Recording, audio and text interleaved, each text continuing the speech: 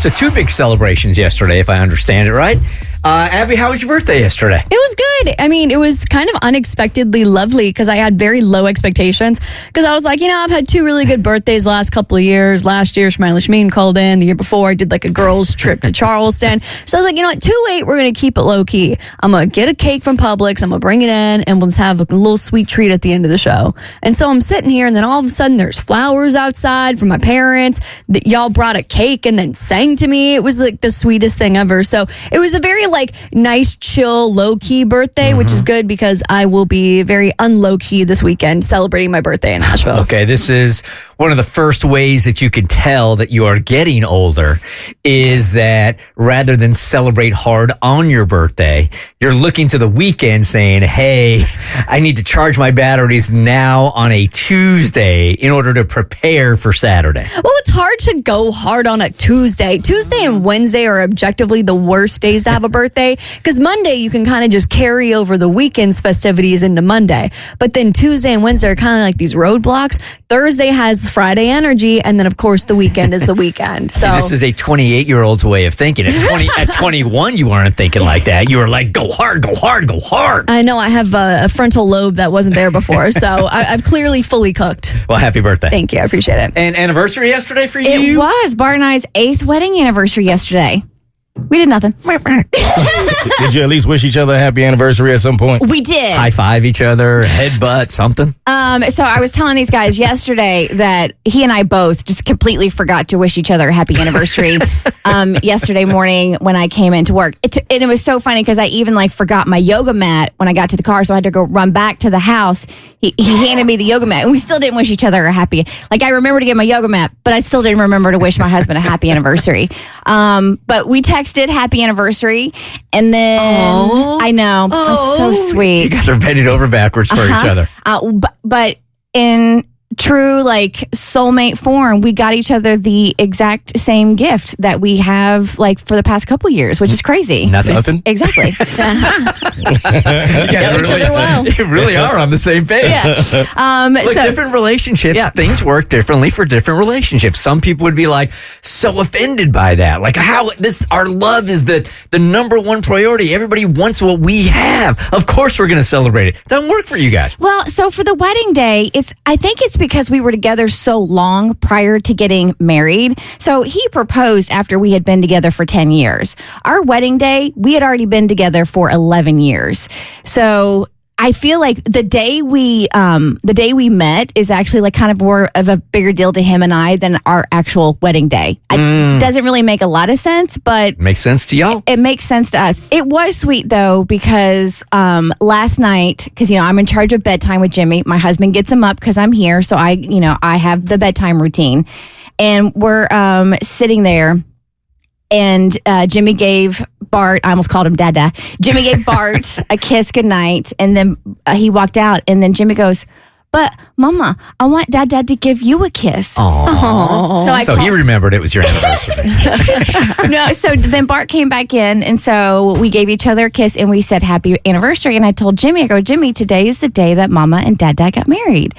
And he goes, you did? And I go, yeah. And so I pulled up some pictures on my phone, and I showed him some pictures of the wedding. And in true kid form, he's like, where was I? And he goes, why wasn't I invited? And I go, well, you weren't born yet, but you would come. But we sat there and we looked at pictures of the wedding and who all was there and stuff like that. So it was sweet. That sounds like a great anniversary, actually. Yeah. I mean, you're not giving each other presents, but going through those pictures, that sounds fantastic. Oh no, Jimmy and I did. Bart was downstairs feeding the dogs. What? Whoa, we have a... Hold, please. I did not see this coming. Not this early in the morning. Yeah, right? Dang. Too early. Okay, so if you guys are new around here, I have challenged the Bert Show to get celebrities to call into the Bert Show, and whoever gets the quote-unquote biggest celebrity at the end of April, then they will get a paid vacation, a week off from the Bert Show. And we promised you whenever we have a celebrity on the line, you'll hear that sound, and we will stop whatever it is we're doing. We will go to the phones. None of us know who is on the phone right now. So that makes it fun for us. But everybody's looking at me all curiously like. Well, I'm looking at our phone software, right? So this person is definitely on the East Coast. So it's not somebody calling from the West Coast because it would be 3:00 their time. That would be more impressive. This might build some excitement also. The last time we did this, I sent an email out to Katie and to Tommy saying, hey, thank you so much for putting on the screen who that celebrity was, because some of us in here might not have known. I think that was a really smart thing for them to do, just so we could do a quick search, right? But I said, with celebrities that we all know, don't put the name up.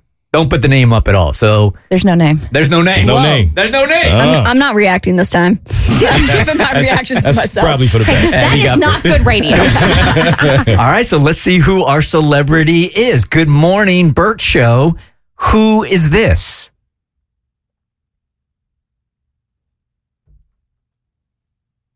That was awfully anticlimactic. Yeah, unless it's Jesus. Oh, there we go. Who is it? Who is this?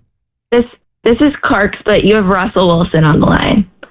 Russell Wilson.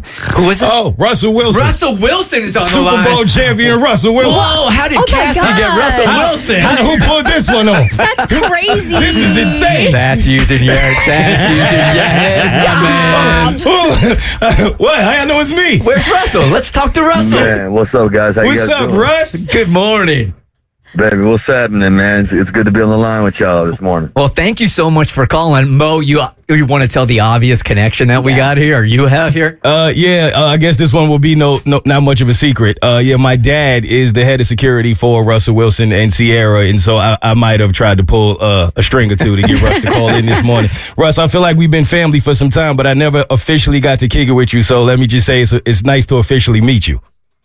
Yeah, man. Well, we're kicking it now. You know what I'm saying? Yes, sir. See, it was So real, it's good to be on here with you guys, man. super smart for you to call in here, because if Mo tells his dad, like, hey, I reached out to Russ and he hasn't hit me back, then maybe security's a little lighter than it normally is. Maybe he's not paying attention as much as he should be to Russell.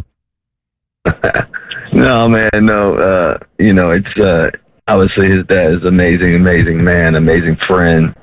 This great soul. But no, man, I just wanted to hop on with you guys because I know you guys have a great station and everything else, and we got me and C got a lot of good going on. We're super busy. I know you guys up in AT. I was just in ATL, obviously. Also, too, C being from there and everything else. It's just it's a lot of love on the phone. You know what I mean? Well, we appreciate you calling. And Thank you. I love so much how you refer to her as C. It's just so sweet. It's so sweet. Yeah, I go see Sierra, CC, all the above. I feel like just him mentioning her alone, I should get a 2-for-1. It's like they both called. I thank you for calling, Russ, man. How you feeling about New York in the upcoming season? I'm feeling great, man. We're excited about the opportunity of playing and being in New York City. It's such a special city organization. Man, we got some great players, and what an opportunity it is. So fired up about it. The family's loving it too, and Sierra's got a lot going on too in her world. She's got her new song "Ecstasy." I'm sure y'all seen that video. Yes, sir. It's a super good video, and it's been trending like crazy. Her Defy Gravity chair challenge thing. Everybody's doing. We need to get y'all on the radio station doing it and posting it at her. But everybody's doing it, so it's been cool, and she's been having fun. I told her, I said, man, with that kind of video, you really are trying to have Cinco. Let's try to get to it. You're doing too much. Yeah, you know what I mean? So, but things have been good, man. It's been a blessing for sure. Russell Wilson joining us just for a second here. We can't let you go without Tommy, our show director, saying, hey, this is huge for him. Yeah, hey, Russell, I'm a class of 1992 NC State Wolfpack alum.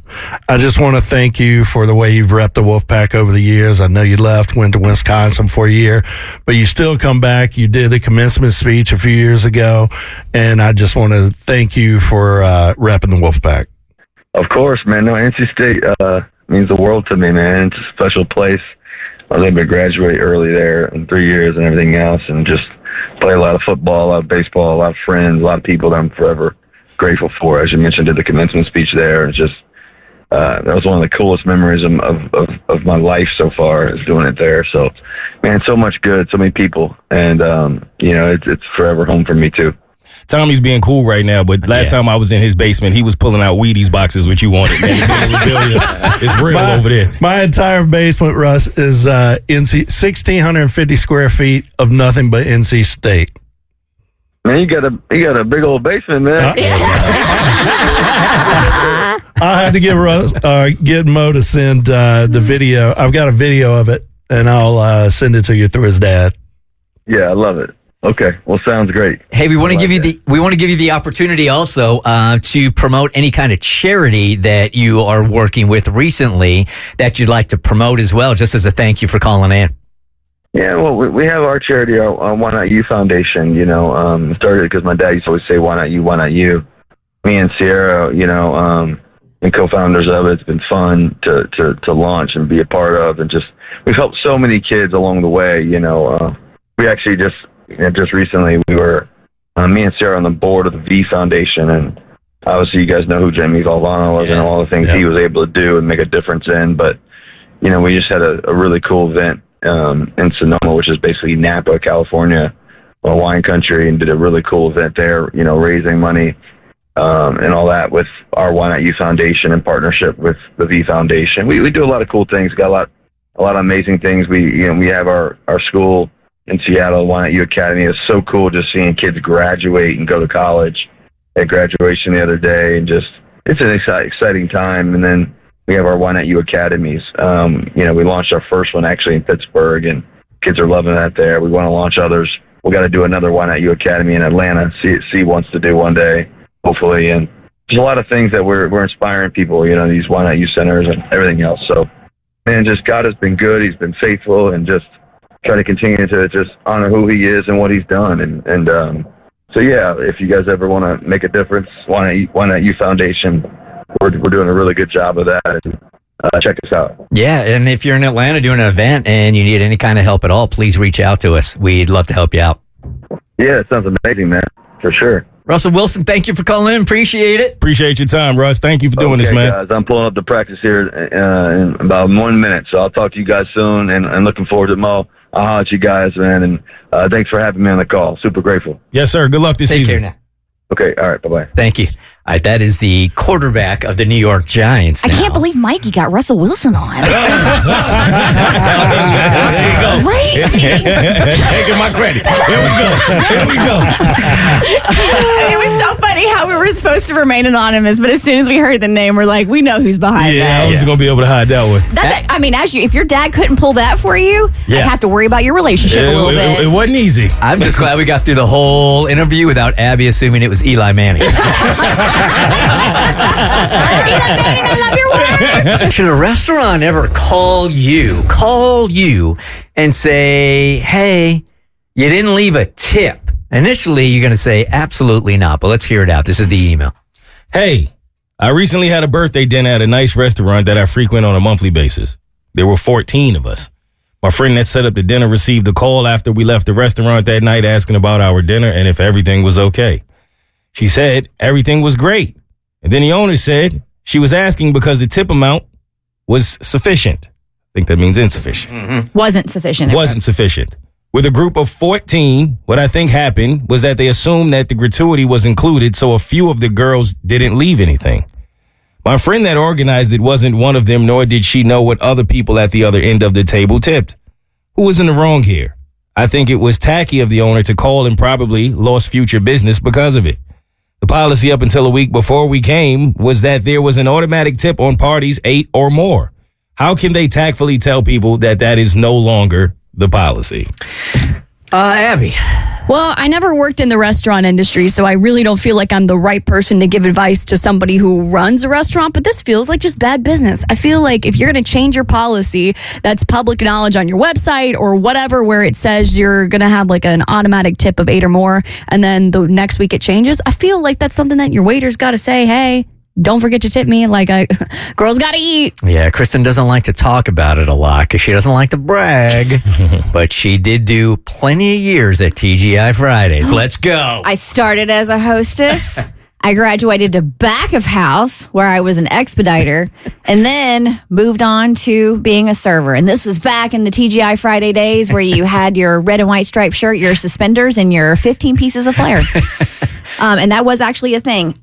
This is on the restaurant. This is completely the restaurant's fault. So typically in the restaurant industry, if you have a party of 8 or more, they're going to automatically add gratuity. Right. That's just common knowledge. Nowadays, 2 or more. Yeah, I know. There are some places. Seriously. And this has been standard, the 8-person or more thing, Yeah. for years and years and years and years and years. Like, I wouldn't even think twice about it. If Yeah. I'm sitting down and we're all going out to dinner and I'm paying, I know it's just going to be added to the bill. That's it. Well, so in this instance, because they had a large group, 14 is a very large group, and then they did individual checks. So on the individual check, it still should say like if there was tip included or not.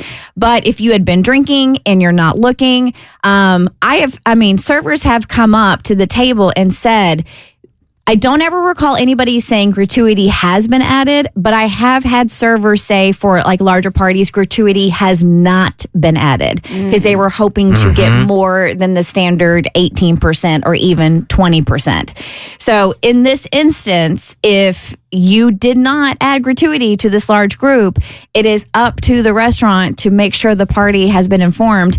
By the way, we did not include gratuity. We wanted to leave that up to your discretion. Yeah, and I've had that happen, and it's no insult. It doesn't seem tacky to me at all. Like, I consider myself a very good tipper, and here's a secret.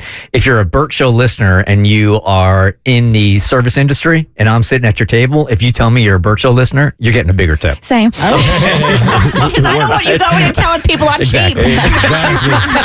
You got us where you want us. But I'll tell you what will ruin tipping for you in this country is traveling, where you never have to worry about it, like in most countries, or other countries, not most, but in a large amount of countries, they don't have any tipping at all. In fact, I've been to countries where it's an insult to tip, right? Or if you do tip, it's 10% max, which as an American, you always feel sheepish about walking away from a table, even if it's totally within their culture, only leaving 10%. But then coming back to the States after that, you really start to get very sensitive about how much you have to tip in this country, even on random things. I think you brought this up the other day when you're at a liquor store and all they do is hand you a bottle and then they turn around the deal and you're supposed to like tip 20% on that. It's like it's 18, 20, or 22%, I think, of your options. And like you said, you did the shopping. You went out and found the bottle you wanted and brought it to the guy. But yeah, they still expect a tip. Yeah, but I don't think under any circumstance, Kristen, again, you've worked at Fridays, should a restaurant hit you up and call you? Well, not even that. Yeah, I worked at Fridays. I also worked at an upscale family-owned business. Granted, they didn't let me in the dining room. I could only work in the bar and the patio.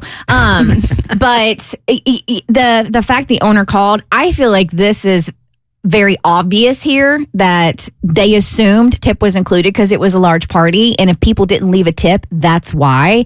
So you just have to take the L on that. Like that's on you, man. Having been a server, the truth of it is you win some, you lose some, and it's unfortunate, but that's just the truth. But I do think for as a server and as a restaurant, if you don't have gratuity on the table this size, you should definitely say something. I get why you expect people to read the receipt, but that's just not an assumption you should make. Right. And you should never call somebody. That's pretty tacky. That was wild that the owner called. It That's was like, insane. was something wrong with the service? What's your problem? All right, let me play the part as the Bert Show town crier here for 1 second, okay? Now hear this! Cassie is going through a midlife crisis. Are we supposed to cheer after that? So I have been informed. And let me tell you, when my husband dropped that truth bomb on me, I was speechless. I just sat there and I was like, you might be right. Because here's the thing. Lately in my life, I've had a lot of stuff going on. Very quick recap for those who aren't in the know. 5 trees fell in my house over a year ago. Insurance is stringing us along. We've been living in an RV, have been out of our house for a year. There's been a slew of injuries across me and my husband, and my mother has been battling breast cancer. So it's been a lot right now. And so I think this year has really made me look at my life. And at one point I realized the thing I looked forward to most every day was 20 minutes in my car at night by myself. Sure. And that is how I would check out and decompress. And I told my husband, I was like, that is not healthy. Like, that's not normal. But I have 2 kids under 5. We're in an RV together. I recognize that it's just a stage of life. Okay, so so I have this right. You guys are all hanging out in the RV or what have you, and you politely excuse yourself. You go out to the car, and you just hang there for 20 minutes in solitary confinement. Yeah, after the kids go to bed. Yeah, it doesn't sound bad to me at all. I just check Yeah. out. But that's a problem for me, is when out of the entire day, like everything going on in my life, that is the thing I can't wait for. As soon as I wake up, I'm like, I'm going to get those 20 minutes in my car tonight by myself. Okay, yeah. It's sad. You doing it, I don't think is anything to be concerned about. But the fact that you look forward to it all day. And that is the highlight and the thing I want most. Yeah. Problematic. Let's stay here for just 1 second, though, because I think most people find themselves in that. Where are you supposed to find the time then? I mean, if you're not carving it out like that, I mean, you're a working mom. You have like 2 or 3 jobs. Besides here, you're also with my network, my Pioneer Network, also podcasting network. So you're busting your butt. So I think most men and women are like, when do I get just a second to myself? So why beat yourself up about it if you're looking forward to that time? Yeah, I don't think there's anything wrong with the time, and my husband doesn't either. Like, he willingly, he's like, go do what you need. I think it's more for me and looking at life. Like, I'm getting to do these amazing things with my kids. I have a job that I truly love. I love coming in here and hanging with you guys. But I'm treating my life like a business, right? So it's just wake up, grind, do this, check, check, check, check. And then the thing that I get for myself is 20 minutes of alone time. That is not a fulfilling life. That is, to me, is not what life is supposed to be about. I'm not supposed to live to work. I'm supposed to work to support my life. And that's not what's happening. And it's circumstance, it's time, it's my kids' ages. I'm not alone in this. I feel like every parent listening in the car is like, yep, same. So my thing is, though, I've been looking at my life being like, what can I do to shake things up? So that's kind of been my theme of the year. What can I do out of the box thinking to shake my life up? Not so not like quit and move, but drastically enough where I feel like maybe I am developing myself as a person so I can be a better person for my kids, so I can be a more interesting person for my husband, so I feel fulfilled for me.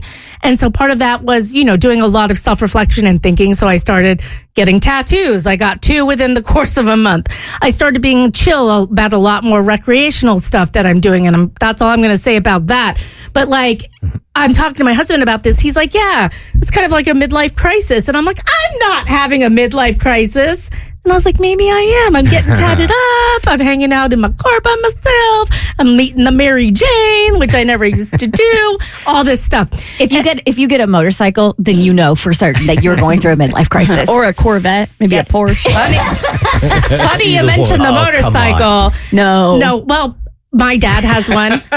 My husband had one. Here we go. My father-in-law is a certified Harley-Davidson mechanic, and like he lives in an RV and travels the country, and literally bought what's called a toy hauler because it has a garage in the back for his motorcycles. Are you serious? I literally told Chad yesterday, I was like, I want to learn how to ride a motorcycle. You did not. I did. Go for Here it. it comes. Yeah. Listen, I'm not going to do it because when we had kids, I told him he was no longer allowed to ride and he had to sell his bike because we have children. So I'm going to wait till the kids are 18 before I do that because I don't want them to lose a parent. But so I'm going to start a little more chill with something I've always wanted to do, but I could lose limbs from it. And it's not a motorcycle.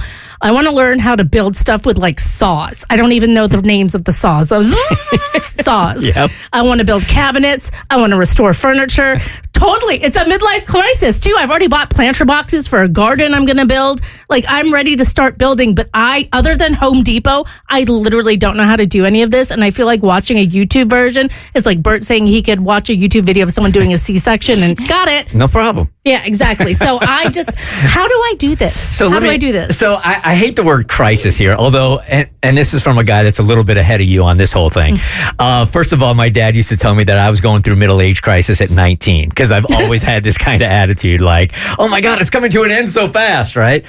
I do think that this happens as you start to go through middle age. That I've said this before on the show so many times, that the biggest motivator for me is the thought of death. Like, at some point or another, you get to an age where you realize this isn't going to last forever. The crisis part of this whole thing happens when it hits you all like in one weekend and you're like, I got to make all these changes right now.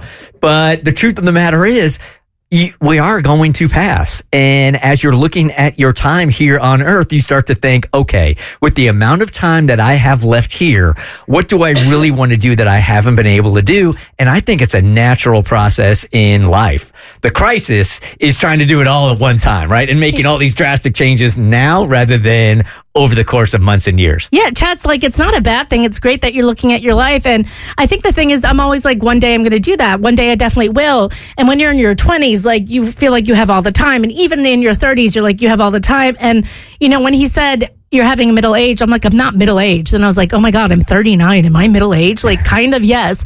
And it just made me realize it's not so much the thought of looming death as one day is now. And I've realized that I've spent the last 20 years saying, one day I'm going to do this. One day I'm going to teach myself how to do that. And it's got to be now, or else I'm going to wake up at 60 and be like, oh, okay, well, what now? So anyway, if you know anyone who teaches woodworking, will help me not saw a limb off. I appreciate Bart's Nub Club, but I don't really want to lose any fingers. I would love to learn how to like even a box. I just build something. Maybe I'm so much older than you guys that you didn't have this experience when you were a kid. Did you ever have those wood burning kits when you were a kid? Oh, yeah. Remember those things? Oh, yeah. You never had it? Yeah. Is that what y'all did before TikTok? Kind of. Yeah. I am determined to not have history repeat itself, but the PTSD that you guys are going to feel in here for just a second is going to be real. I am weaning myself off of Effexor again. No. Oh, I know. The last time. There's a lot to unpack here, so give me a second to try to let it unfold. So, 20-something years ago when I started the Bert Show, this was the only radio station in America that would take a chance on me and allow me to try to host a show, right? We were on a smaller signal back then. It was destined to fail. And I was so nervous about it every single day. I was co-hosts on show. I was sidekicks on shows and producers. And this was the very first time that anybody was giving me a shot to host a show. And I stressed myself out so much about it that when I went to go see a therapist, they're like, hey, you know what? Let's give you the smallest dose of Effexor here just to take the edge off a little bit so you're not sketching yourself out every single day. You get some proper sleep and actually enjoy the newness of this whole thing. That was 25 years ago. I never got off the Effexor. Always have taken the smallest amount, 37.5 milligrams. Usually when you take Effexor, you take the 37 and then you start working your way up to something much more ambitious to really balance you out. I just never needed it, man. It just took the edge off just enough, right? So now we fast forward 25 years and it was how long ago? Well, I know exactly how long ago it was when I stopped taking it because it was the day that I yelled at Tommy on his birthday when I was weaning off of Effexor, which is a really difficult thing to do. And anybody that takes these SSRIs, you get addicted to them. Your body gets addicted to the chemicals, right? So when you're trying to get off of it, there is a weaning process. I didn't know that at the time, really, and started doing it myself. So as I was weaning, it was a really, really bad time for me, man. My fuse was super short. The last day I took it was when I yelled at Tommy on his birthday. A couple of days before that, I don't know that I talked about this on the air. I almost got in a fight with another parent at a soccer match. You mean the last day you stopped taking it? You started back up on it again? Yeah, that was the last day I took it. And then as soon as I yelled at Tommy, I'm like, this is not going to work. I'm going to get back on it. So I went back to the 37.5. And there were times where I was in situations that were stressful. And in my mind, I would say, don't react like this. Don't react like this. Don't react like this. And then I couldn't control it. Like I said, I almost got in a fight with a parent at a soccer match, man. So I'm like, that's it. I'll worry about this later. Okay, now let's fast forward a little bit. I told you guys that I've been diagnosed with ADHD, which I sort of have always known in the back of my mind, but now I need to do something about it. And so has everybody that's ever worked with you. Yeah, right. And I say that lovingly. And sorry if I'm repeating some of this stuff if you've heard it again, but I never wanted to get it treated because I thought it helped me in this career, which it really did. There's a lot of multitasking going on. I'm looking at schedules. I'm paying attention to Abby. I'm wondering what's coming up next. It really satisfied me that way. And I didn't want to stop it. But now I'm going through a part of my life where it's very difficult for me to get any kind of peace at all from all the thoughts that are going through my head, not only during the show, but after the show. And I'm exhausted. I'm tired, man. I just need some peace. So I got the diagnosis of ADHD. Also, while I don't feel stressed, I have so many gadgets and so many different ways that tell me that my body is stressed out every single day, even if I don't feel it. Like, I just don't feel that kind of stress. But I've got these gadgets and these different things that tell me, like, you're not getting into a deep sleep. You're not recovering every single day. You're not healthy, even though I feel fine, right? So now that I'm working on this, I'm reading a book called The Busy Brain Cure. I've seen another doctor that is helping me wean off the Effexor. And look, I have been nervous to do this also because it doesn't only affect me. Clearly, it affects you guys also. That when you snap and you're just moody and you feel like everything is just worse than it really is while you're coming off of this thing, I just didn't want to handle it the same way. So the doctor I saw gave me a drug to use to overlap as I'm weaning off of the Effexor. I don't want to mention what that medication is yet, only because I don't know if it's going to work or not, and I don't want to endorse it until I know it's working, right? So I'm on 2 at the same time, and the theory here is to get off of the Effexor while the other drug is doing something similar, but it's not addictive.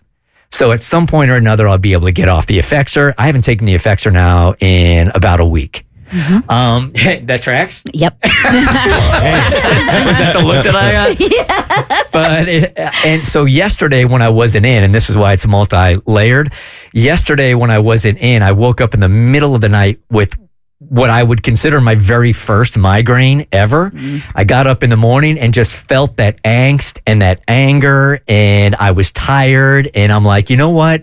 Rather than come in here and cause damage to people if things aren't going 100% right, rather than me yell at somebody or act like I am not, then I'm just going to take the morning off. So that's why I wasn't here yesterday.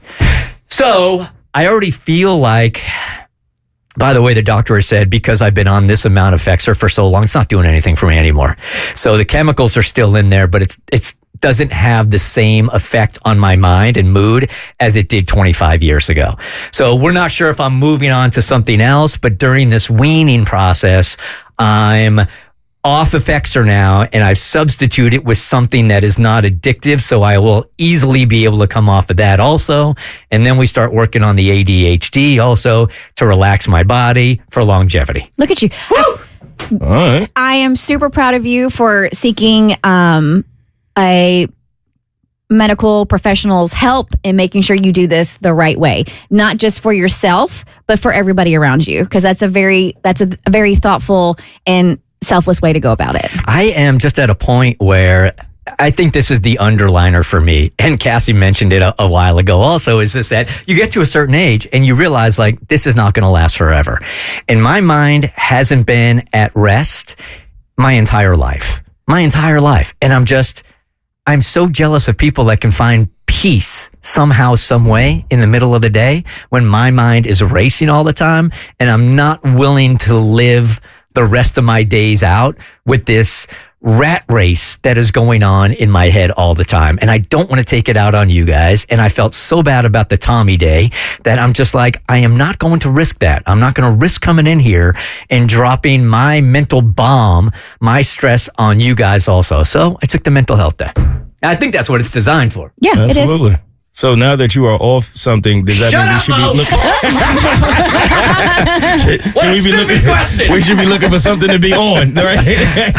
What's that? No, I was joking, saying that now that you're off something, should we be looking for something to be on, just in case? Maybe. The process has been much easier this time than last time. So while that fuse was super short before, it's not as short, but it's still kind of short. So I'm proceeding with caution. So I'm asking you guys for some patience over the next week. Got it. All right. Grace will be offered. All right. Hey, Cam, good morning. You're part of the Bert Show.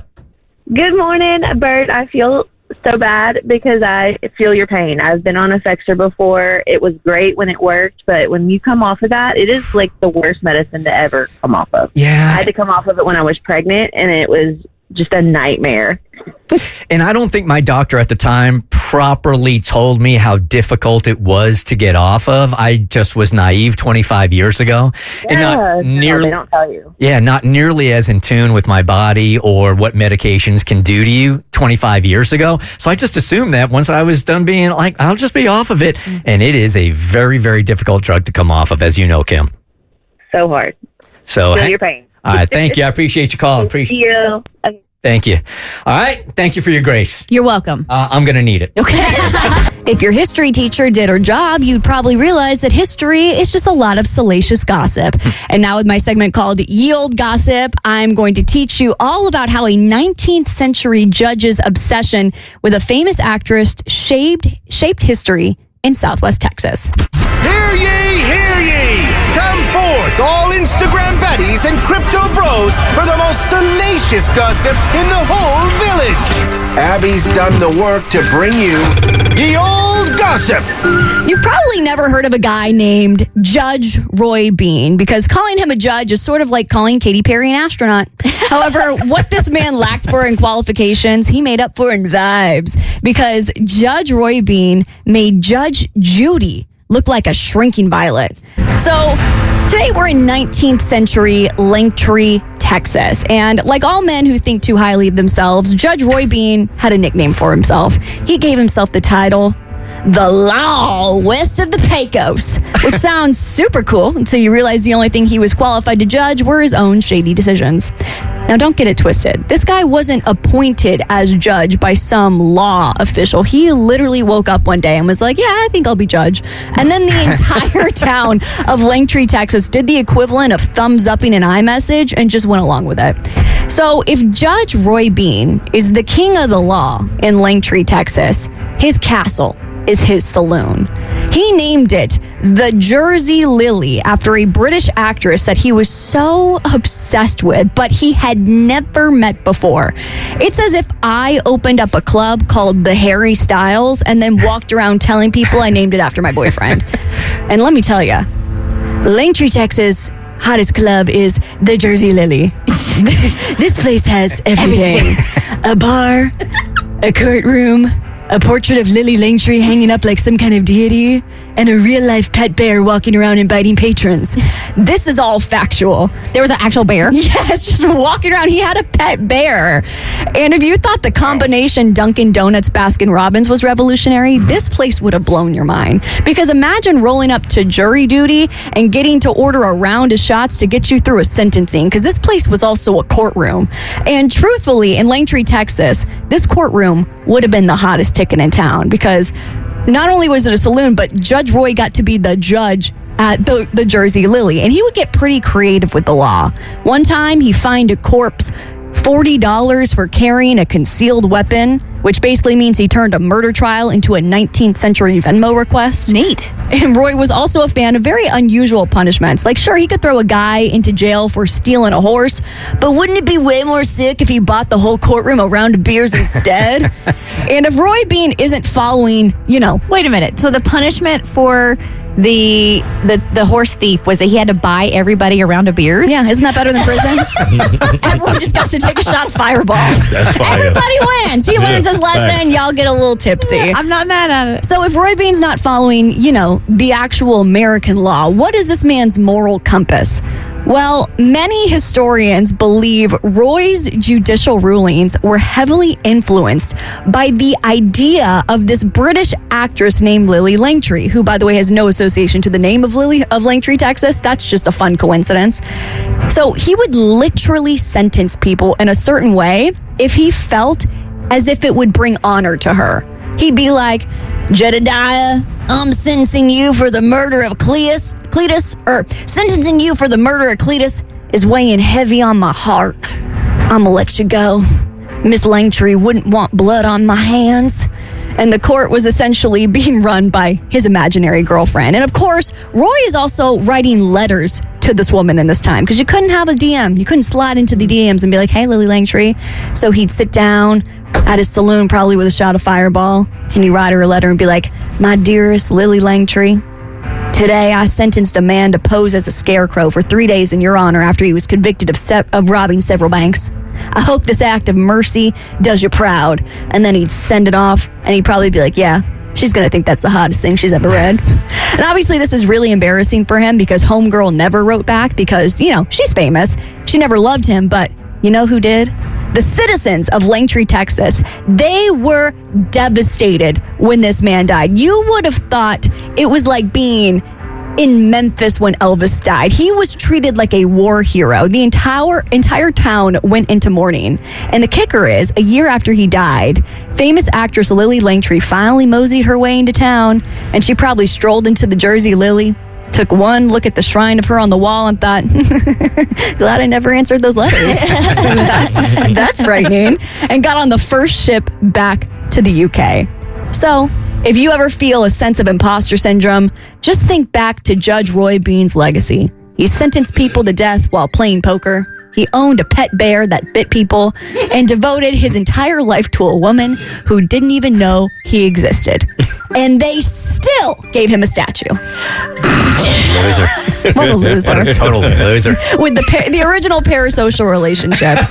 Totally just directing every law decision he made in Langtree, Texas. Well done. Thank you very much. It was so painful. I am sitting there with my mouth open, not believing what I am seeing on the screen. Nope. No spoiler alerts, man. Nah. It was jarring. 100% jarring. I am curious if you guys listening have ever watched a television show before and there's either been a scene or a finale that kept you up at night or literally changed your mood. All right. 1-855-BERT Show. You can't escape the internet right now, at least with the show. I'm not going to tell you what happened on the show, but The Last of Us, I'm so mad. I am so mad on what happened this week.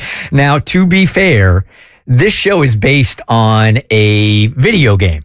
So if you are into the video game... About mushroom zombies, right? Yeah. Which, by the way, there's a brand deal between a mushroom coffee and The Last of Us. It's Last of Us branded mushroom coffee. With cordyceps, the mushroom from the show. Up until this point in the show, I've really, really enjoyed it. And it's not one that probably doctors would tell you, if you're going to watch TV, watch this right before you doze off. Absolutely not. Because it's pretty intense, right? However, this week is next level. Next level intense. So much so that I'm not even exactly sure how to describe how I was feeling, except like I'm looking at the screen going, this can't be happening. And the way they shot it was in the most painful way possible. It was strictly to get the kind of reaction that I had. But if you played the video game, you knew this whole episode was going to happen. I didn't know anything about the video game. Never played 1 minute of it. So I had no idea. And it was jarring. It's worse. It gets worse? No, it's worse if you play the video game. Really? Because you're more connected to... Mo, you've played it too. The video game is like, I was in tears as a grown man over a video game. Wow. I had to put it down and walk away. On this particular scene that I'm talking about? Because you have to play through it. Oh my God. In brutal detail.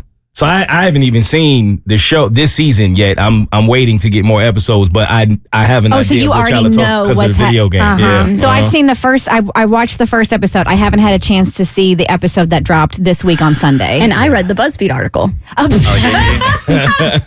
It was hard to avoid the spoiler, but as soon as I said I saw spoiler alert, I'm like, okay, I'm not gonna read it. And then I watched it. The last time I had a reaction like this, and I'll ask you guys if you have had this to any other show also, was Game of Thrones. The Red Wedding. The Red Wedding. Yeah. Where I'm like, what? All of that? What? How are they going to continue the show? No. Not even that, but in the first season, what happens to Ned Stark? I was like, how is this? Right. How are we going to do it like that? Are you freaking kidding me? That was devastating. And then the one I told you guys about recently with 1923. Oh, yeah. So I was upset for days. Yeah, Days I at understand how they chose to end that. This is like one of those shows that I wait for it to come out, and I am excited about it. And in one episode, I don't know how I can watch again.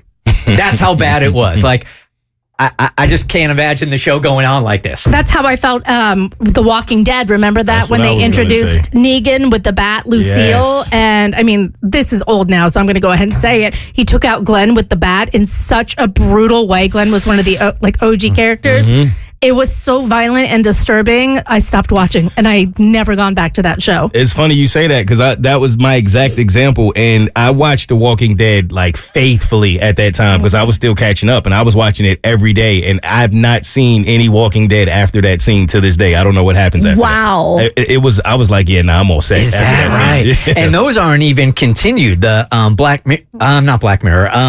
The Walking. Yeah. Never mind. I'm confusing two shows. For me, that's how I feel about Outlander. And I've talked about this scene a couple of times on the show before, but it's towards the end of season 1. And this, again, like, I was a faithful watcher. This was my treadmill show. I always got so excited. I was like, I'm going to watch my sexy Scottish man. And then all of a sudden it got real scary and real dark between two men. And I won't describe what happened. But in a prison?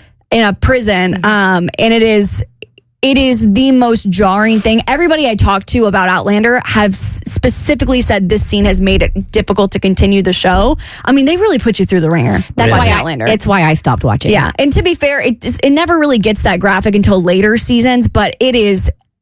It was jarring. 1-855-BERT Show. Sheridan, the show that you were watching that jarred you so badly, it put you in a bad mood, or you couldn't go to sleep. Hi, guys. Good morning. It has to be Black Mirror. I think you mentioned it, Bert, but that show literally had me staring at the ceiling at night, contemplating everything. Have any of you guys watched it? Oh, yeah. Which episode? Oh, gosh. USS McAllister was probably the one for me that just... There's so many to choose from, but that one is the one it shakes you to your core. And it's so relatable to today's society, and it foreshadows a lot of things, and it's on another level. Yeah, I get it. And Black Mirror, that's one of those deals that you can rebound from that because it's not the same storyline with the same characters every week. So you could kind of like sequester it and just go, you know what, I'll just watch a different episode next week. Good morning to Alicia. You were on the Bert Show. Hey, yeah. So my husband always says I'm overdramatic when it comes to shows. And this last week, me and my daughter were watching 911 because that's our show. And she is 7, almost 8. And when I look over and she is hysterically crying like I am, and my husband just walks in and goes, no, we're not doing this. Not today. Get over it.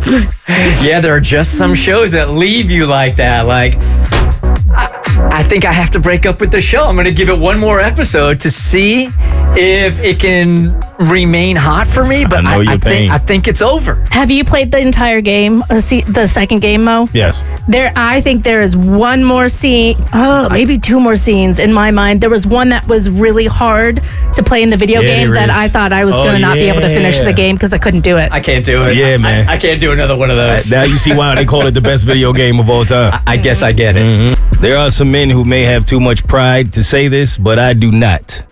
I need some help from the ladies. Need some help. So you ain't gonna find a lady here. You'll find some women, but you ain't gonna find no ladies. You'll find some chicks. Chicks, women over ladies. Got it. Okay. Well, I think in a world where, I'm doing a podcast called In the Moment, which is under Bert's Network Pioneer, and it's me and my dude.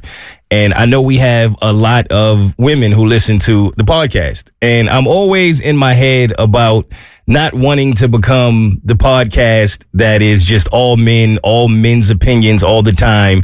And I'm always seeing the complaints from women saying all of these guys on these podcasts that don't have a woman on them are always talking about the same things and going over things that women are tired of hearing. Why are you reluctant to put a woman on the show with you so you have that opinion in studio with you? Wow. That was very leaping and assuming and jumping to conclusions. I am not at all. I'm actually looking to put a woman in that spot. It just has not happened yet. I'm going to be on the show.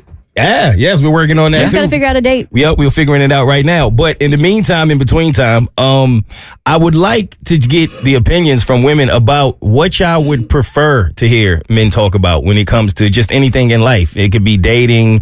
It could just be operating as a man. I feel like men don't do, at least the men that I know who have podcasts, don't really do a good enough job of reaching out and asking, well, what would you like to hear? You know, I know women are tired of hearing the 50-50 conversations and just tired of hearing a lot of the things that men always bring to the table. So I thought, why not ask, what would women want to hear if you're listening to a podcast that's all men and there's no women in the seat? Most guys will ask, what do you want to hear? And then we won't listen to their responses. Got it. I'm going to listen. All right, 1-855-BERT Show if you want to help Mo out here. Personally, I feel like there are a lot of podcasts out there of women lifting women up. I would like for more conversations of men lifting women up of how they can be better allies for women. I feel a lot of times women share their stories and they can be easily dismissed by men or downplayed. So it would be nice to have conversations about like toxic masculinity and making women feel safe, making women feel seen. Like, how can we help women achieve, or how can we help women in the pay gap? Like something that is, yes, you want to be entertaining, but it would also be nice to have somebody be like, yeah, no, I'm here to entertain, I'm here to listen, and I'm here to help. I'm here to make life a little bit easier. I'll give you my squeaky clean answer and then I'll give you my edgy answer. Because I don't want your podcast to end up sounding like NPR, because I know that's not like your vibe or anything. But I do think, to Kristen's point, I think if you look at anything from a marketing perspective, like when there's negative experiences being shared about women, you're going to get more empathetic ears from men. So you're going to get a lot of men listening to that. Whereas if you have like men sharing their positive experiences with women, like things that men love about women, the girls are going to want to tune into that to be like, oh, what am I doing well? Or what did I not do enough in my last relationship that I can start taking notes on? But I feel like my edgier answer for you is, I think maybe the one thing that men and women can never really agree on, especially maybe for this age demographic that your podcast reaches, is the double standard for body counts. Like, I think women get very, very frustrated that men hold women to these very chaste standards. Like, oh, if you have a body count higher than 7, like you kind of a bop. But men are then allowed to bop around and get with as many women as possible, and that's seen as like a conquest. That's still a trophy. Thing? Like, I felt like that was starting to change. No, that's absolutely still a thing. Okay. Yeah, for me, kind of on that same thing, like the double standards. But what I would love is like, God, so I've seen female influencers talk about dating men, and they lay out the truth, but it also irritates me sometimes, because I'm like, I would like to hear a man lay out this truth. So like, it's a woman being like, hey, if you go above and beyond for your man consistently and you never expect him to do the same, he's going to start seeing you as a mom. So like, I would love for you to find those female influencers on TikTok giving women advice about men and listening to that and being like, true, false, that ain't how it works. Like, kind of doing a breakdown, because that's what women like. I'm not even dating, and I'm getting those videos like showing like, hey, this is what it's like if you want to be this kind of woman with a man, or if you want to be this kind of woman and a man. And the whole time I'm like, this makes sense to me. But here we are, 2 women talking about what men want. I'd like to hear what men want. So I think if you like respond to women asking those questions, or the women acting like they know what men want, whether or not it's true or false, that would be really valuable for me as a woman to know what your thoughts are on it. Here is Kay that wants to help you out. Hey, Kay, how can you help Mo out here with In the Moment? Yes, I want men to really focus on their own business and stop talking about women's business and what women need to be doing. I just feel like if men could hold each other accountable more and be like, I don't know, a little bit better, instead of women having to tell men what they need to do, I think men can help other men out. But if they stop focusing so much on what women are doing, what we're wearing, and all those other things, maybe men will actually listen to this podcast and get some help. So give me an example. So, for instance, someone was just mentioning body count. So instead of talking about things like body count or how a woman should be cooking or the 50-50 talks, why don't men talk about planning spontaneous dates or taking control in the relationship in that way? Okay. Or just being their best self. Like, what can they do for self-improvement? You know, can they go to therapy? Could they read a book? Things like that. Because women do that. You know, men go to the gym, but they don't typically work on themselves. Mo stopped listening in about 2 minutes ago. I was working on myself.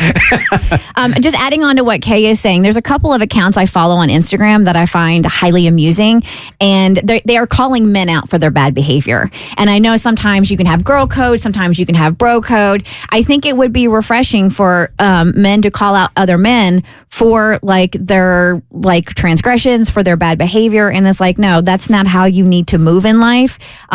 You're not respecting yourself and you're not respecting the women around you. See, but wouldn't that be a double standard? Because if the women get to call the men out for their bad behavior, why when the men call the women out for theirs, it's looked at as a negative thing? It's not one or the other. Like you can call women out. I feel like you can call anybody out. What I have seen, and this is something that leads to, I don't want to misspeak because I haven't seen the movie Adolescence, but how young men's minds are getting kind of warped and melded by this messaging of this toxic masculinity and things of that nature. Yes, I feel like it's important to have positive male influences in showing that it's cool to respect women.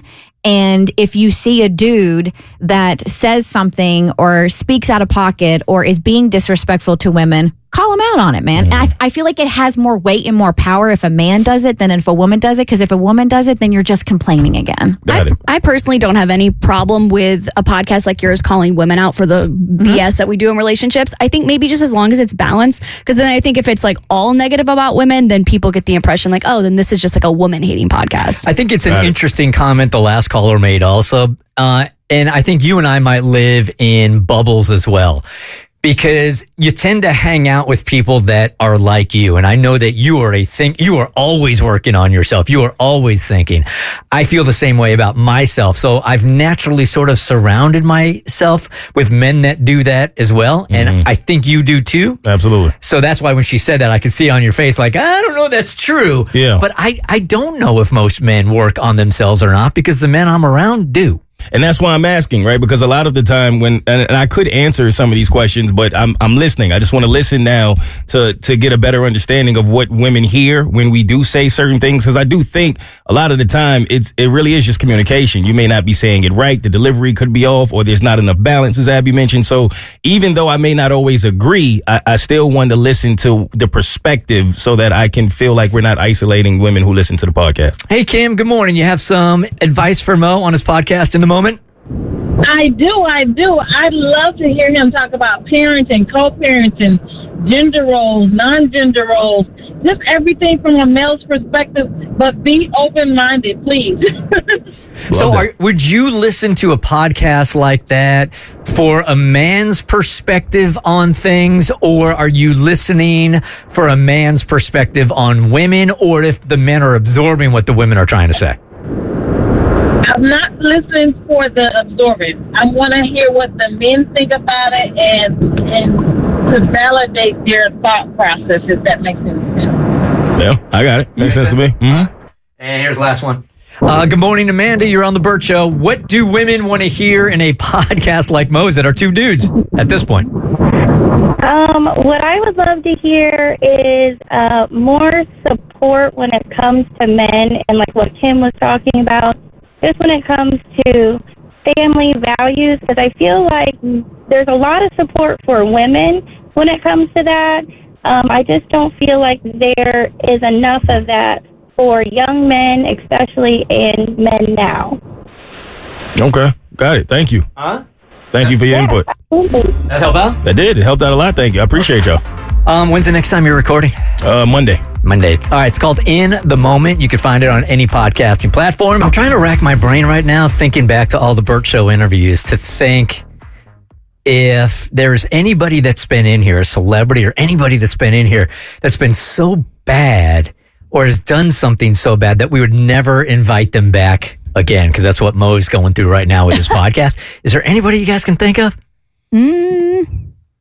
I bet you'd say Adam Levine. I was about to say Adam Levine count, because that's the only one. Yeah. Oh no, I mean I wouldn't ban him from the studio. I honestly we I exaggerate and I like hype it up how much I dislike him. I'm not a huge fan, but no, I would still do an interview with him because that whole situation that happened where he hung up on me was mad miscommunication between me, between him, between the person who booked the interview, what it was supposed to actually be about. So I don't put him totally at fault. My question sucked. I can definitely think of one person you wouldn't want to invite back. Who? Faux Malone. Fake Post Malone. Oh, one-handed post? Yeah, probably not. I'm hoping Kevin James doesn't call in for our contest because every time, I mean, I wanted that guy to be so good every time he called in. What was the name of his show? King of Queens? King of Queens. Man, we had opportunities to interview him, and I loved that show. And I'm like, oh my God, he's so funny. His stand-up was funny also. And he would call in, and it would be terrible. And then we'd have another opportunity from CBS to have him on again. And I'm like, he must have just been having a bad day. Let's get Kevin James back on. Kevin James comes on. Terrible. Really? I went through this thing 4 times with him. I gave him every option. It was so bad every single time, man. I might be making this up, but didn't you have like a similar situation with Chris Rock once? Yeah. I would still want him back on, but he was pretty rude. We met him at the Four Seasons in a suite, and he just was not Chris Rock, man. I was expecting a dude that was funny and fun. We walked in there, and I could feel like it was a hassle. And I asked him, like, hey, do you feel the pressure to be funny all the time?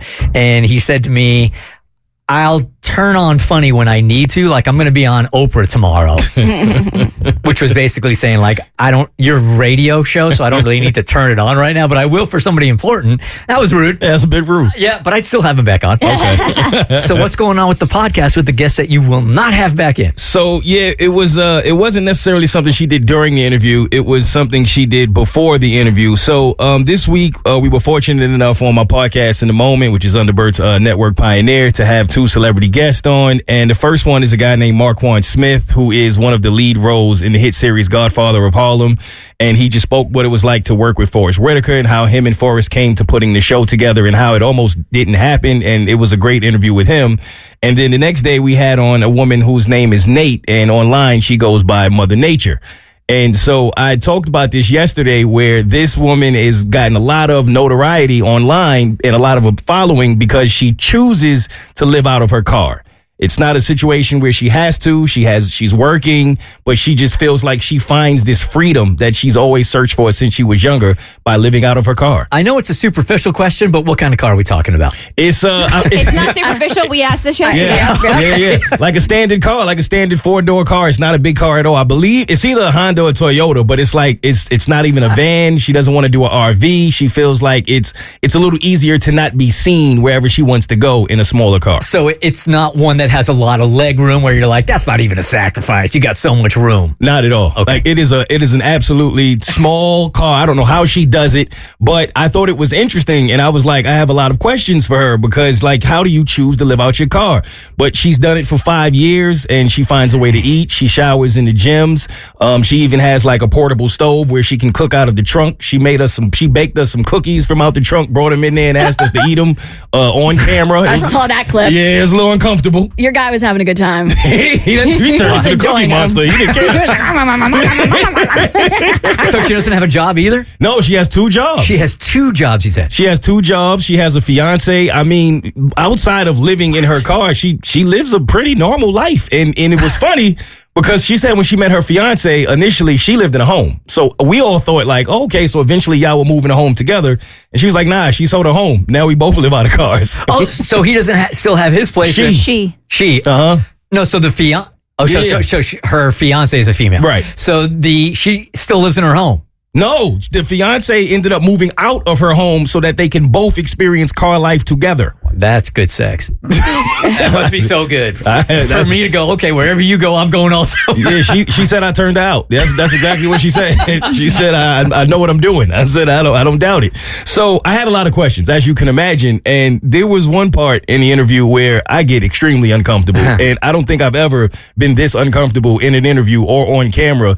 And it was all because towards the end of the episode, I can see one of the producers that are there helping me out. She's a woman, and she's looking at me like, ask the question, because I really did not want to ask this question. But as a woman, she's like, all women are going to want to know this. So I was like, all right, I got to ask, like, when you go through your womanly things, you know, during the month, How do you get through that? Like, what's that experience like for you? And then before she starts telling me what it's like, she started to speak to an incident that she had right before this interview. And let's just say I was a bit uncomfortable. I up your bathroom in there. Oh, it took me so long. Oh, when you find a bathroom, you make it count.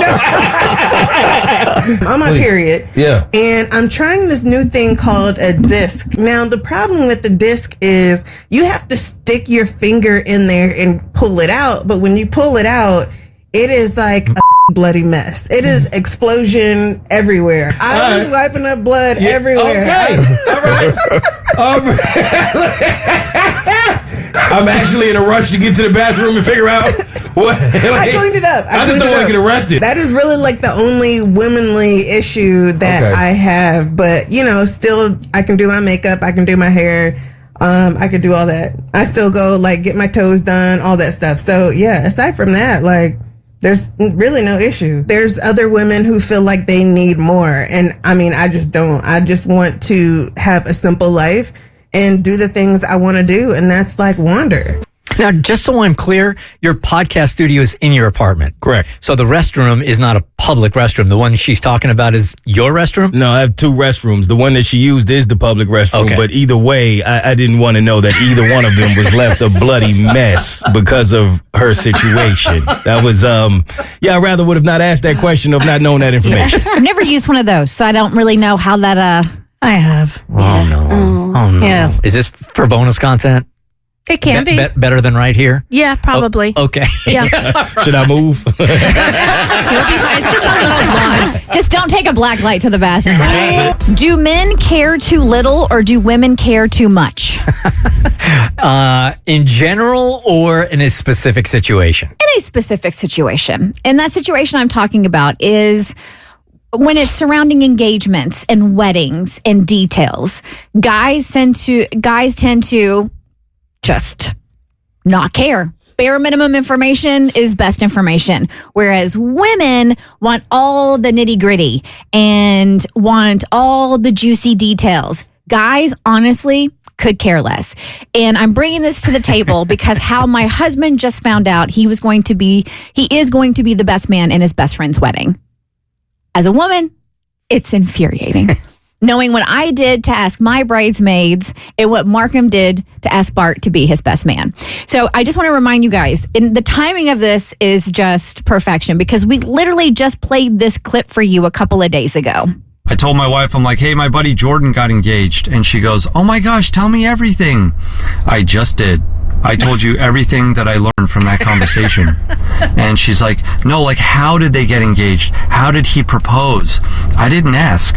We don't ask each other those questions. I don't even know how old he is.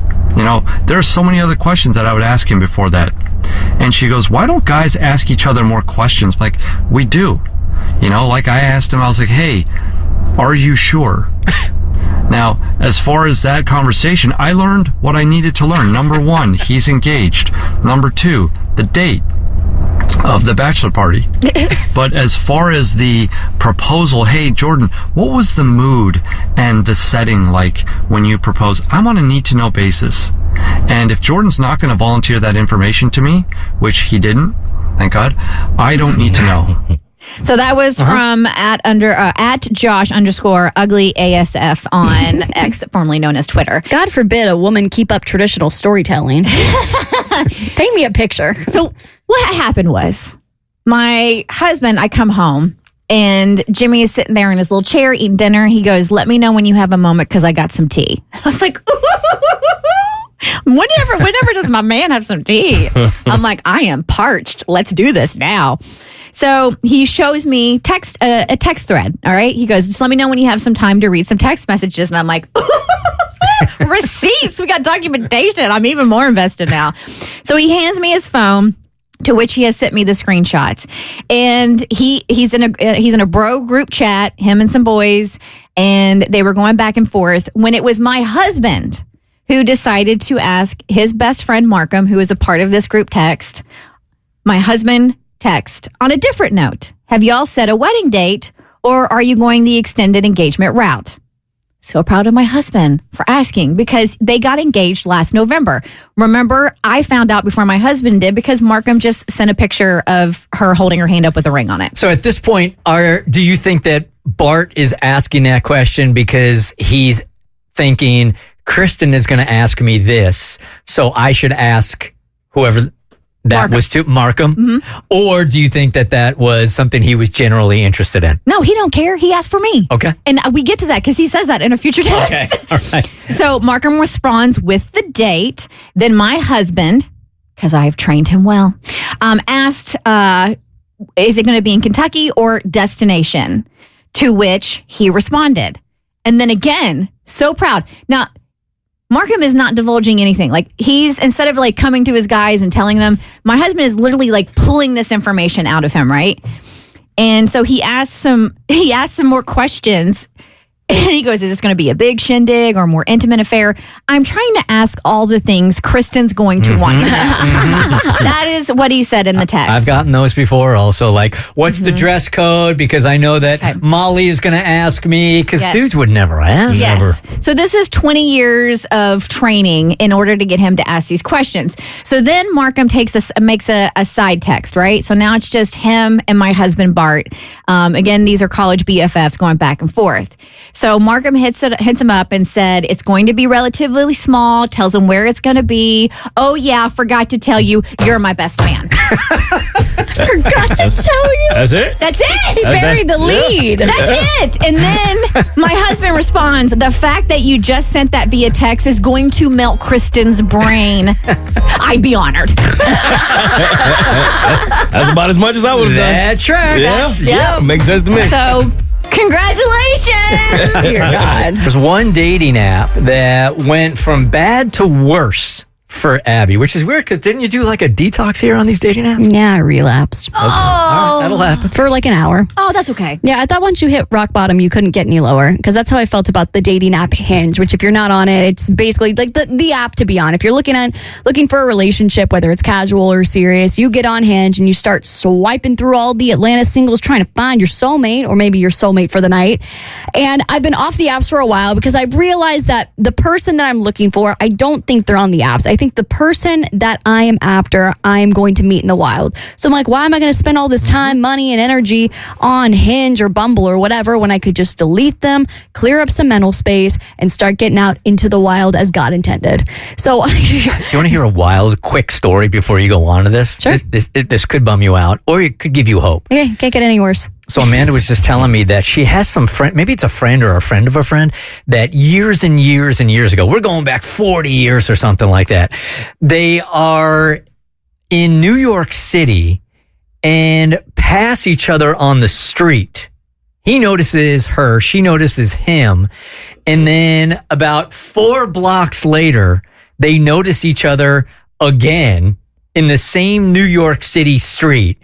And at this point, he goes, that's too much. I got to say hey. So he says hey.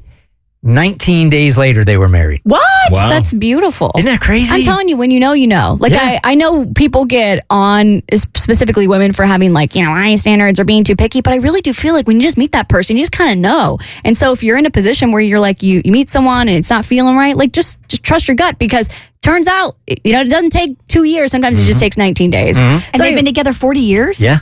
Still married. That's unbelievable. That's Crazy, so right? beautiful. You need to make a trip to New York then. So anyway, I got a little lonely over the weekend. I was like, let me get on Hinge. Let me just see if any of the inventory's changed. You know what I mean? It's like if you shopped at Target all the time and you're kind of like, I'm seeing the same thing at Target all the time. Let me go shop at Walmart. And then you drive by Target one day and you're like, you know what? Let me just see if they've changed up the inventory inside this department store. And it turns out not only has the inventory changed, it's gotten worse. And this reminded me of a segment I used to do a year or two ago called Unhinged. And turns out the voice prompts are getting even more unhinged, as we say, because now the men are not only being direct as women want. Women do want a direct man. They're being very clear about what they want, but I'm just not sure what they want is a woman.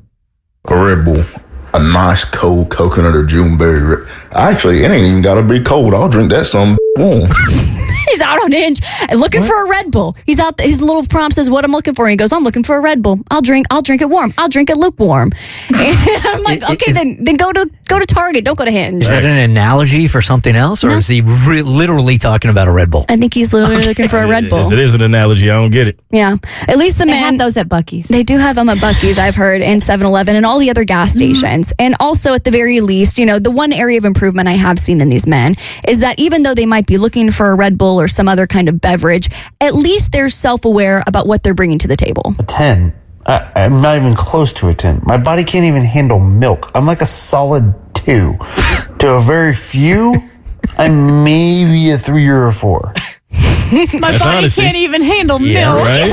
Damn. That's also a good strategy too, like to under deliver. Oh, yes. Like so many people over deliver. This guy's going, I'm going to set the bar so low that when you see me, you can't help but go, that's not that bad. I feel bad for him. You undersell and then you over deliver that's when what- you meet in person. For sure. They're being very self-aware so that when I look at that guy and I go, he's a 5 and he's calling himself a 3, I'm like, don't be so hard on yourself. Right. You're easily a 5.5, David. And while they're very self-aware, they also know what kind of special talents they bring to the table. And this guy on Hinge says that he has a very interesting and specific secret talent. Hi, my secret talent is that I have the ability to see things before they're happening. That's my secret talent. He sees things before they happen. So he has premonitions. He has premonitions. He's psychic. I'm like, can you see me Xing out of your profile? You should be able to see your next date happening. All right, so while we're sitting talking about relationships and dating, Cassie, is this a unbreakable, or I should say break-upable offense? So I've got a pair of friends who have been dating for about 2 years, and the girl in the relationship had a really bad breakup like 4 years ago with a boyfriend that she thought was endgame. Moved on, started dating a new guy, and then found out recently that her ex passed away. Tragically, it was a motorcycle accident, actually. And it really shook her because I think it was one of the first deaths of someone that she knew who wasn't older. And so she was really distressed about it and hung up on it. And so she had spent a couple of days crying and just, dealing with her emotions around it. And then her current boyfriend told her that, why can't she just get over it? And so she's like, well, this is, all these reasons. It's my ex. So even though I don't have feelings for him anymore, it was still someone connected to my life who I knew, almost like a peer passing away. I think everyone knows the first time, or might be able to remember the first time you heard about one of your peers passing away. And it's just shocking because it really reminds you also that your life could go at any single time. And he told her that he thought that she was so hung up on her ex because that's not normal behavior, that he was going to break up with her over it because she's still clearly in love with her ex. When we say she's broken up about this news, or she's been overcome, I don't know even if you want to say overcome with grief, but she's been upset. How long are we talking about here? How? 3 days. 3 days? So a weekend. Think of it like a weekend. Just absorbing it, processing it, dealing with it, and then moving on. And I mean, to a degree, I understand how he might feel. You see your significant other who you're in a relationship with crying over somebody else who they were dating does seem weird. But the death thing, I'm totally understandable. It's not like she's crying because he's getting married or crying because he's having a kid. She's crying because he's gone from the planet. Yeah. So if... Thinking about my current relationship, I'm going to be I'm going to be authentic, I'm going to be genuine, and I'm going to be transparent. If my husband found out an ex had passed away in a tragic way, and peers, same age, blah, blah, blah, day one, absolutely, I would be there to help console. I would be like, this is horrible for her and her family, blah, blah, blah, whatever. Second day, third day, crying. I would be like, what's really going on here? We get to day 3 and I'm going to be like, and I'm a big fan of getting to the why, getting to the center of what's going on here. And I would have to be like, okay, dude, this is day 3 and you're still inconsolable. We got to talk about this. What's going on? Yeah. I'm sitting here thinking of how I would really feel because I want to be honest. And I wouldn't say get over it. That feels a bit rude to say, but harsh. You got 24 hours. 24? Jack Bauer was able to do a lot in 24 hours. You should be able to get over this in 24 hours. Yeah, that's enough. The difference here for me is it's not just a death, but it's like a tragic death. And I think that's a little bit different than like, oh, maybe they were battling something for a while and you kind of could process that news for a little bit. But like it was out of nowhere and it was a tragedy. And I think maybe a lot of her grief and the tears that she's experiencing are maybe just like from the jarring aspect of how he died. As we're talking about this, I am processing right now the list of exes I have. And in my mind, I'm also associating how many days I would be unconsolable. And I just realized that there are vast differences in the amount of time I would mourn based on the ex. It's really astonishing. Yeah, that's true. I'm not going to lie. I did the same thing in my head. Yeah. There's one that I would have been like, oh. Right. I feel bad. But that's the truth. Yeah. There's some like, oh, man, that would be really tough for like, a couple of days. And there are others that are like, oh, yeah, that's unfortunate. It's sad. Yeah. I'm sorry to hear. I'm not happy it happened, but I'm not going to cry for 3 days. You're not happy publicly that it happened. No. That's awful, awful news. We pass the tater tots? Oh, my God. Awful. The Bert Show.